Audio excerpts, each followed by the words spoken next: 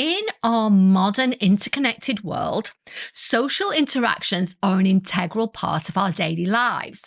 However, for many of us, spending time socializing with others can severely compromise our sense of well-being. We often hear of it referred to as draining our social battery. In this video, I'm delving into the concept of social battery, unravelling what it is, who it affects, why it becomes depleted, and strategies for recharging it. I'm also going to discuss the unique experiences of neurodiverse individuals and introverts, shedding light on how a drained social battery can impact them.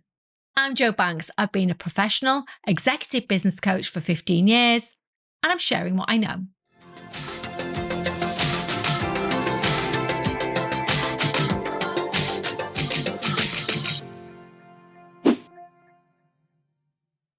Defining social battery. Social battery refers to the limited amount of social energy or capacity an individual possesses for engaging in social interactions. Just like a physical battery powering a device, our social battery can be drained by extended periods of socializing or exposure to stimuli. The depletion of the social battery is often accompanied by feelings of fatigue, irritability, or a need for solitude to recharge. Who experiences social battery drain? To be honest, everyone can experience a drained social battery, especially if you're stressed, tired, or if you haven't been generally taking care of your physical and mental health. However, it can particularly affect the following people. Introverts. Introverts, characterized by a preference for solitary activities and a need for downtime to recharge, are more susceptible to social battery drain. While they may enjoy socializing, extended periods of interaction can exhaust their internal resources. Neurodiverse individuals. Neurodiverse individuals, including those with autism spectrum disorders, ADHD, or sensory processing differences, may experience heightened sensitivity to stimuli. Social interactions can be mentally and physically taxing, leading to quicker depletion of the social battery. Empaths. Empaths with heightened emotional sensitivity deeply feel and absorb the emotions of those around them and may find social interactions emotionally draining. Their heightened emotional sensitivity can contribute to a more rapid depletion of their social battery. Empaths tend to feel the energy in the room, especially when there are a lot of people. So much energy can become overwhelming. I struggle in small, loud places such as cafes or where people are crowded together. Other people's energy can be really overwhelming for me, as woo-woo as that sounds. Highly sensitive people, HSPs.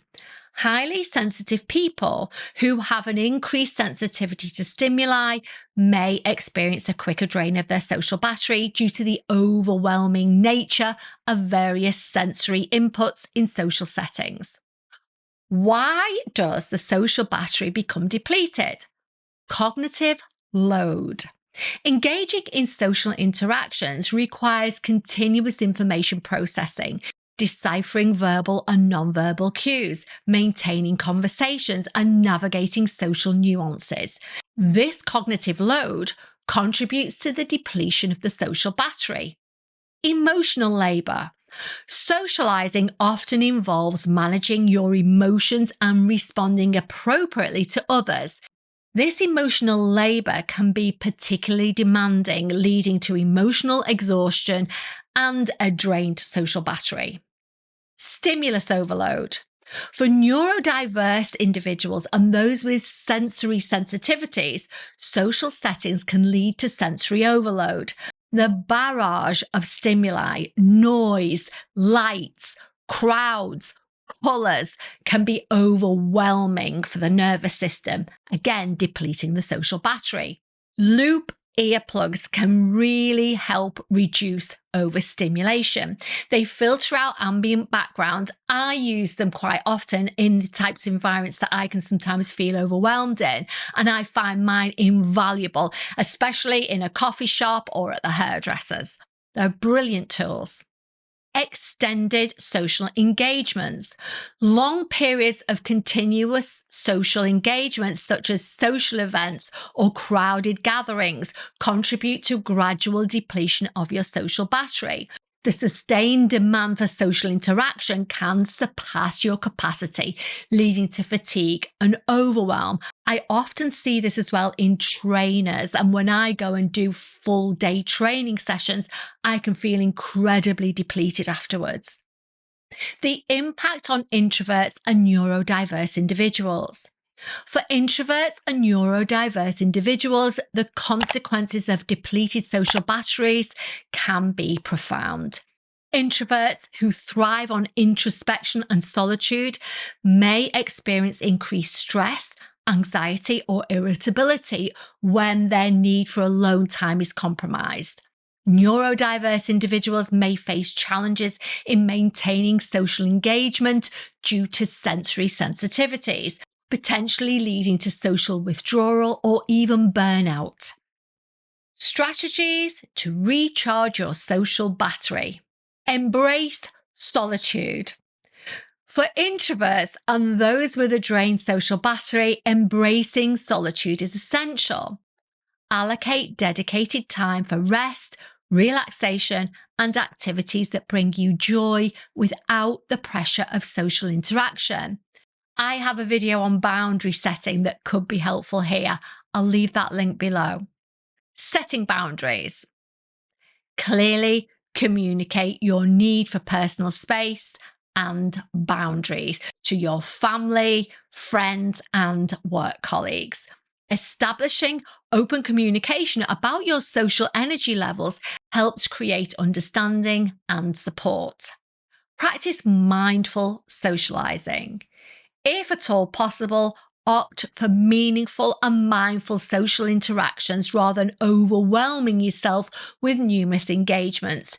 Choose quality over quantity. Focusing on the quality of social connections can help conserve social energy. Create recharging rituals and activities. Identify activities that replenish your energy and make them part of your daily routine. Whether that's reading, listening to music, or spending time in nature, these rituals can help recharge your social battery. Manage stimuli. For neurodiverse individuals, managing sensory stimulation is crucial. As far as possible, manage your environment with lower sensory input. Choose noise-cancelling headphones or the loop earplugs that I mentioned earlier. Or take breaks in quiet spaces to avoid sensory overload. Prioritise self-care. Prioritise self-care practices, including sufficient sleep, balanced nutrition, and regular exercise. All these things I've talked about in previous videos. Not taking care of the basics will undoubtedly impact your ability to maintain your social battery. Physical and mental well-being contribute to the overall resilience that you'll have and the ability to manage your social interactions. Educate others.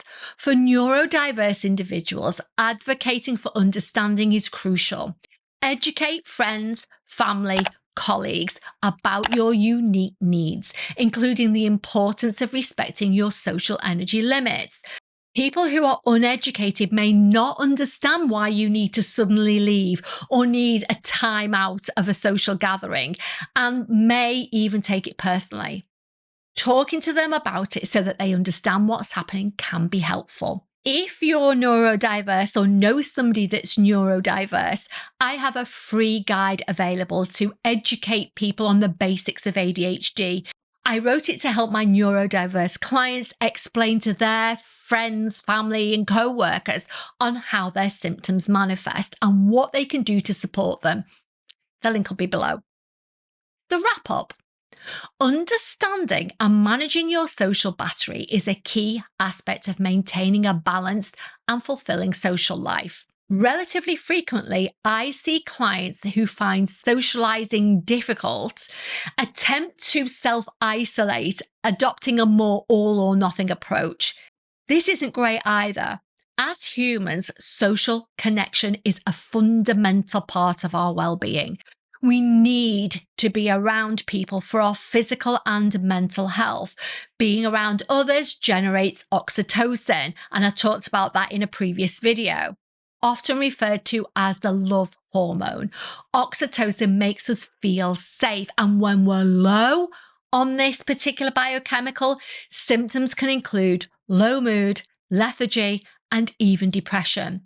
So, attempting to cut out all social interaction is not beneficial in the long term. For introverts, neurodiverse individuals, and anyone who experiences social battery drain, recognizing your personal limits and implementing strategies for recharging is essential for your overall well-being. By fostering self-awareness and adopting tailored self-care practices, you can navigate social interactions with resilience, ensuring that your social battery remains charged for connections that matter the most.